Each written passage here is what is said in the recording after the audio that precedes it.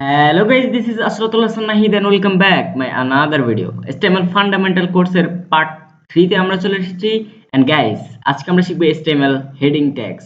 যারা পার্ট 1 এবং 2 দেখেননি তারা আমার চ্যানেলে গিয়ে প্লেলিস্টে গিয়ে HTML ফান্ডামেন্টালস কোর্স নামক একটা প্লেলিস্ট তৈরি করা রয়েছে। আপনারা জাস্ট এখানে ক্লিক করে সিরিয়াল ওয়াইজ ভিডিওগুলো দেখে নিতে পারেন। তো ভিডিওটি শুরু করা যাক। আর ভিডিও শুরু করার আগে আপনাদের কাছে আমার একটা রিকোয়েস্ট, আমার চ্যানেলটিকে সাবস্ক্রাইব করে পাশে থাকা বেল আইকনটি অল করে দেবেন। আর ভিডিওটি ভালো লাগলে অবশ্যই লাইক করবেন, কমেন্ট করবেন, শেয়ার করবেন। So let's start the videos.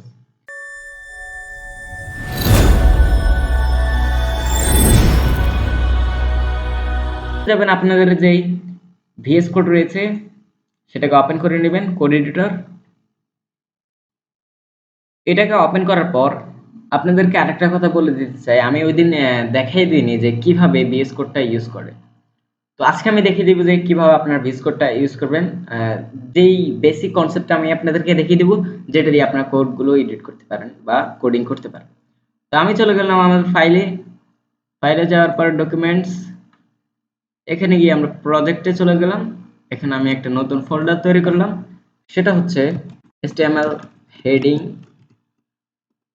Heading tags. এটা লিখে যখন আমি ফাইলটা তৈরি করলাম তখন আমি আবার ভিএস কোডে চলে গেলাম। আপনারা জাস্ট ফাইলে ক্লিক করবেন, এখানে ক্লিক করে আনতে পারেন।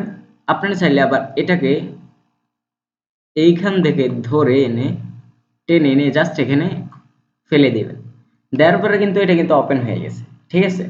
তো আপনারা কি করবেন, আপনারা জাস্ট এখান থেকে যদি ফাইল বা ফোল্ডার তৈরি করতে হয় সেটা আমি আগে দেখিয়ে দিয়েছি। এখানে ক্লিক করলে ফোল্ডার তৈরি হবে, আমি ক্লিক করলাম, এটা হচ্ছে একটা ফোল্ডার। আর যদি আমরা এইখানে ক্লিক করি তাহলে একটা ফাইল তৈরি হবে, যেখানে আমরা একটা ফাইল তৈরি করে ফেললাম। তো আরেকটা জিনিস হচ্ছে এক্সটেনশন আমি দেখিয়ে দিয়েছি আমাদের চ্যানেলের এক্সটেনশনটা। আর আপনারা এখানে চাইলে লাইভ সার্ভারটা ইউজ করতে পারেন, আমি দেখিয়ে দিচ্ছি। এই যে ইয়েটা রয়েছে এক্সটেনশন, সেটা আপনারা এখানে ইউজ করতে পারেন, ঠিক আছে। জাস্ট এখানে ক্লিক করে ইনস্টলে ক্লিক করবেন, তারপরে কিন্তু এটা ইনস্টল হয়ে যাবে। তো এবার আমরা কোডে মনোযোগ দিই। জাস্ট আমরা এখানে ক্লিক করব, ফাইলটা আমরা তৈরি করে রেখেছি। এবার জাস্ট আপনাদেরকে আগে আমি শিখিয়ে দিয়েছি যে কিভাবে আপনারা একটা HTML স্ট্রাকচার বা যে এটার যে এক্সাম্পল রয়েছে সেটা আপনারা সেটআপ করুন। এটা হচ্ছে HTML এর স্ট্রাকচার। এগুলো দিয়ে যদি আমরা স্ট্রাকচারটা না করি তাহলে কিন্তু আমরা একটা প্রপার ওয়েবসাইট তৈরি করতে পারবো না, ঠিক আছে। যাই হোক, এখানে এগুলো রয়েছে, আমি ট্যাবে ক্লিক করে এটার নাম দিলাম যে মাই সেকেন্ড প্রজেক্ট। দেন আমি আবার ট্যাবে ক্লিক করলাম, তারপর বডিতে চলে আসলাম। এখানে যদি আমি দেখি আমার সোনার বাংলা, আমি তোমায় ভালোবাসি, এটা যখন আমি লিখলাম তখন আমি এখানে ওপেন করে নিব। জাস্ট এখানে রাইট ক্লিক করব, ওপেন উইথ সার্ভারে ক্লিক করব, তারপরে কিন্তু এটা ওপেন হয়ে গেছে। হ্যাঁ, আমি যদি এখান থেকে মনে করেন যে একটা জিনিস এখান থেকে কেটে দিলাম, যে ভালোবাসিটা আমি এখান থেকে কেটে নিলাম, নেওয়ার পর এটাকে কন্ট্রোল এস দিয়ে সেভ করলাম। তারপরে যদি আমি আবার এখানে যাই তাহলে কিন্তু এটা কিন্তু এখান থেকে চলে গেছে অটোমেটিক। এটা আমি আপনাদেরকে আগে দেখিয়ে দিয়েছি। এবার হচ্ছে আমরা শিখবো হচ্ছে হেডিং ট্যাগ। হেডিং ট্যাগ হচ্ছে কি দিয়ে শুরু করতে হয়। হেডিং ট্যাগের অবশ্যই যে ফার্স্ট যে ওয়ার্ডটা রয়েছে সেটা হচ্ছে এজ, ঠিক আছে। তো এখানে আমাদেরকে কোড এরকম একটা ইয়ে দিতে হবে, সাইন দিতে হবে। সাইন দেওয়ার পর জাস্ট এখানে এজ লিখতে হবে। তারপরে দেখতে পাচ্ছেন এখানে H1 H2 অনেকগুলো চলে এসেছে। আপনারা জাস্ট এখানে H লেখার পরে কিন্তু অনেকগুলো চলে এসেছে। আমরা এখান থেকে H1 টা নিতে চাই, আর যারা H2 টা নিতে চান তারা এইভাবে করতে পারেন, H2 3 এভাবে। জাস্ট এই যে অ্যারো গুলো রয়েছে এখানে ক্লিক করে আপনারা কিন্তু করতে পারেন। আমরা জাস্ট এখানে এন্টারে ক্লিক করব বা ট্যাবে ক্লিক করব, তাহলে কিন্তু এটা বসে গেছে। আমি যখন এখানে লিখলাম আমার সোনার বাংলা, এটা লেখার পর যখন আমি ওয়েবসাইটে চলে যাব কন্ট্রোল এস মেরে, যার পরে দেখতে পাচ্ছেন এটা কিন্তু একটা অনেক বড় একটা টেক্সট, ঠিক আছে। আমরা যখন সাধারণভাবে লিখেছিলাম তখন কিন্তু এরকমটা হয়নি, এটা কিন্তু অনেক বড় একটা টেক্সট।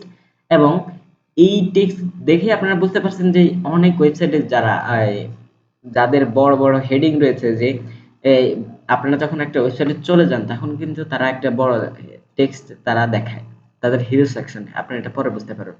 তো এরকম হেডিং ট্যাগ গুলো দিতে হলে তাহলে কিন্তু আপনাদেরকে এরকম H1 টা দিতে হবে, যদি একটু বড় আপনারা দিতে চান।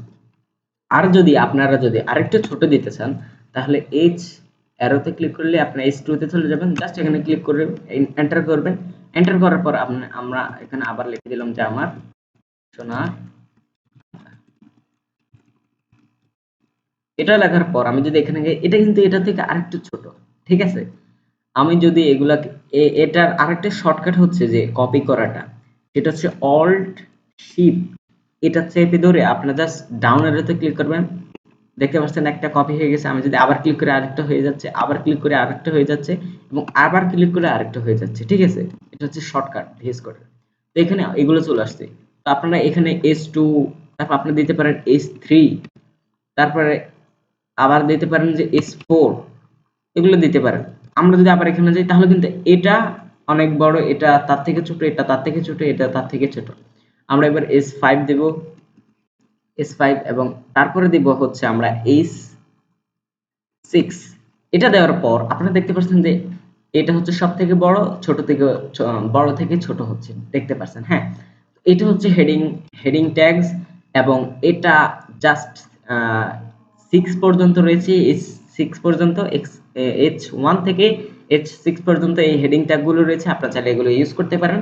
দেখতে পাচ্ছেন যে এটা সবথেকে বড় H1, H2, S3, S4, তারপর হচ্ছে S5 এবং S6। আপনি দেখতে পাচ্ছেন যে এইগুলা কিন্তু এই হেডিং এর জন্যই হচ্ছে, যে এটা হচ্ছে সবথেকে বড়, এটা তার থেকে ছোট, এটা তার থেকে ছোট, এটা তার থেকে ছোট, এরকম করে কিন্তু H6 পর্যন্ত চলে গেছে। ঠিক আছে? তো আজকের ভিডিও এই পর্যন্তই।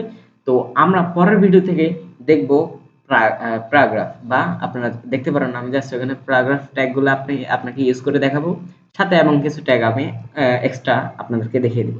তো চলুন পরের ভিডিওতে চলে যাওয়া যাক।